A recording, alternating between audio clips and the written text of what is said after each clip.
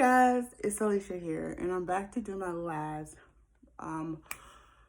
television show review from Netflix. And I sat down today and I actually looked at the second He-Man Masters of the Universe TV show, and let me just tell y'all, I enjoyed it. I love the catchiness. I love how they transform. So I'm gonna get on a Transformers because I actually watched this all the way through. I watched all of them. And I love the storyline they telling. I mean, it's pretty cool and stuff. So this storyline where I look at when I'm watching, it reminds me of the original. When you think of the original, you think of that. I think this is a cool story, but they are taking the story of, if you remember, the She-Ra original storyline. This sort of kind of has that. It's taking that storyline and using it on He-Man. And so that's what you get in the beginning of the series.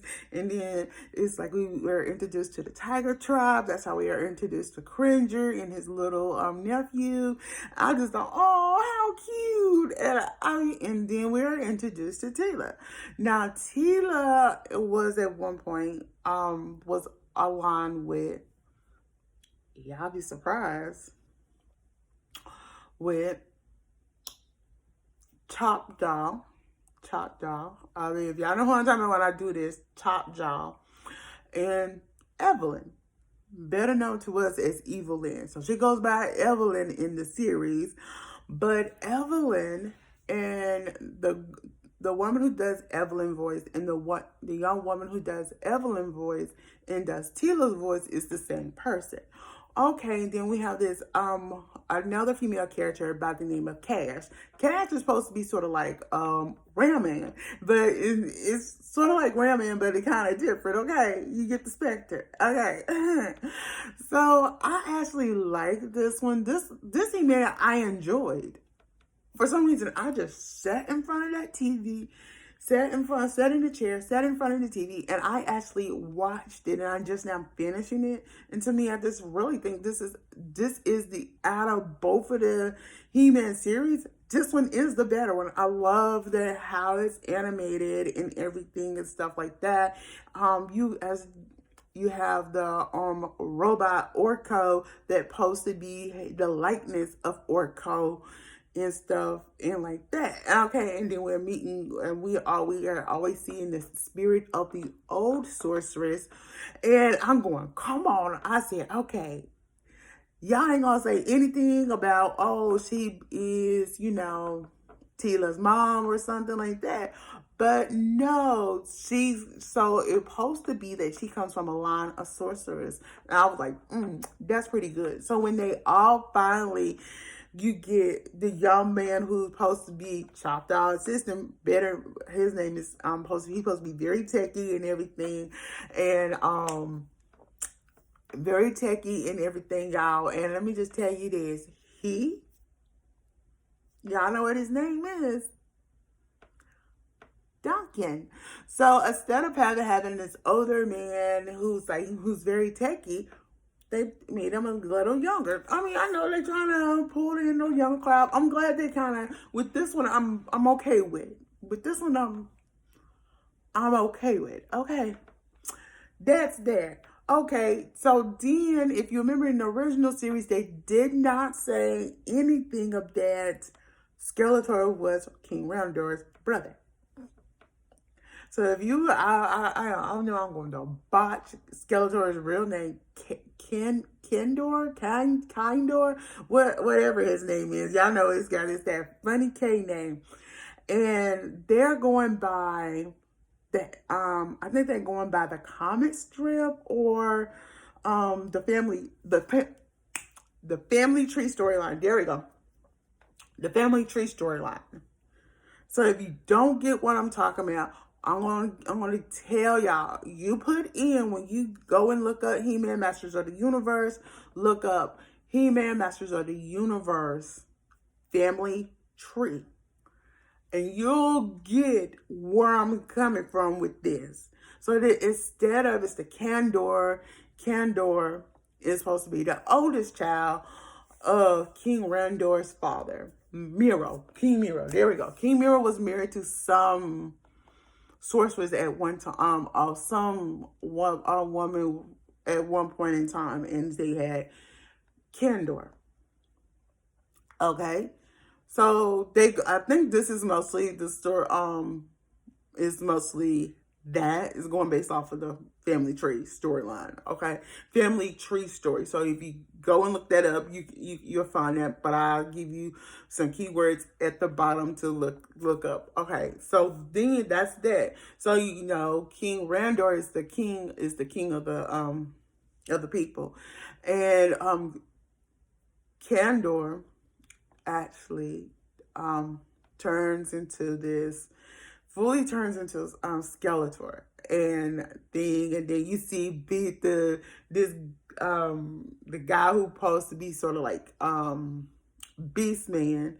When you first meet him, he's not like that, but then when he gets be part of skeletor, he finally transforms into that and stuff. And then you'll see Chop Jaw add the little silver the piece to his jaw, and then you see Evelyn kind of transform and stuff like that. It's the baby.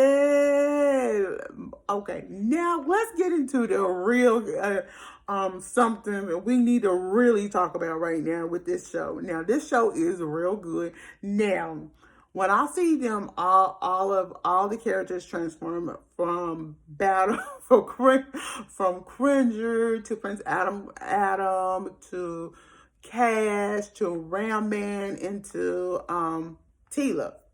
When we see all of them transform, it's sort of, and I'm not making no claims, y'all, it has like a Power Ranger like feel to it when they transform. Y'all, if y'all have not seen this, y'all need to go look at it. Like I said, it has like almost like a Power Ranger like feel when they transform. Baby, that's cool. But then another thing with them transforming, as long as they are near the sword, or they have the abilities to transform themselves. So we learned that they can transform they can literally transform themselves with the story with Battle Cat and his old nemesis who took his claws.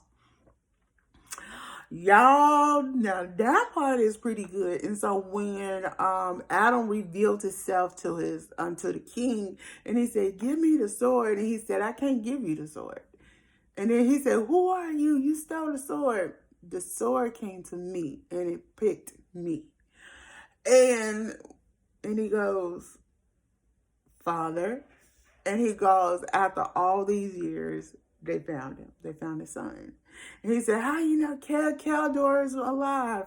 He said, "Why would you think your son would be alive?" And then he like powers down, and he said, "Father," and he said, "You got to give up the sword." And he powers back up, and he said, "I can't do this." And then when the castle's under attack, and he helps, and the father understands why he is weird. So I don't think we're gonna. I don't know if in this one are we going to be introduced.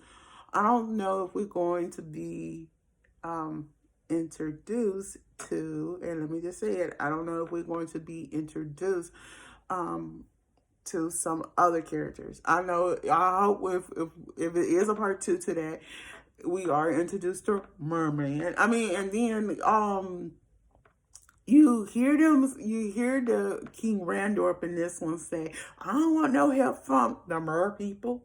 So when you hear him say mer people, instead of saying, and if you remember in the original Atlanteans, because they was called Atlanteans in the original, he said mer people. So I mean, I think this second version I like better than Kevin Smith version. So y'all, let me hear what you got to say. This is all I have to say about it, because I really think this show, I think the second He-Man show is the better show. So like I'm saying, I'm giving it a rank when it comes to review and everything. I give it a 10 out of 10 because it is the second He-Man show is the best one. I like the animation. I love the makeup. Now let me tell you, I love the makeup of Tila, because I was obsessed with Tila and thing. But Yeah, I know y'all waiting on the Tila makeup tutorial. I will try to do that around Christmas, around December, because it's certain eyeshadows I need to actually make before I can do that. So if y'all want to see a tutorial of how to make specialty eyeshadows yourself, I will surely show it to you. Until then, I'm Alicia. Don't forget to thumbs up this video, comment below, and subscribe to my channel. Bye.